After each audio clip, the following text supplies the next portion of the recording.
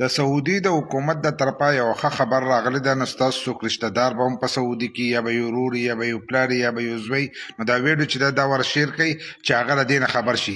په سعودي کې چې دی اکثر په ځینې کسانو پسې حروف وي، نو د هغو هغه ویزې چې دي دا خرابې شوي، نو هغه حروف چې دي دا یې ختم کړي دي. د 2 میاشتو لپاره چې دی دغه حروف یې ختم کړي دي، نو تاسو خپلې ویزې چې دی دا نورو ځایونو ته بدلولی شئ.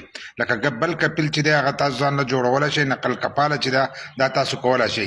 دا شته کپیل سره چې دی ستاسو به هیڅ څه تعلق هم نه وي. لکه ستاسو چې کوم زوړ کپیل دی اکثر به ځینې کسانو بدلوله، زوړ کپیل چې دی هغه له به هم روپۍ ورکولې یا به خپل حروف ختمول، د هغې لپاره به یې روپۍ ورکولې. نو ستاسو دغه حروف چې دي دا ختم شوي دي. ځینې کسان ته میسیجونه راغلي او ځینې ته به نه راغلي، نو که کومو ته نه راغلي نو هم تاسو خپلې ویزې چې دی دا بدلولی شئ. او دا شته کپیل سره چې دی تاسو به رابطو کولو ته څه ضرورت هم نه وي.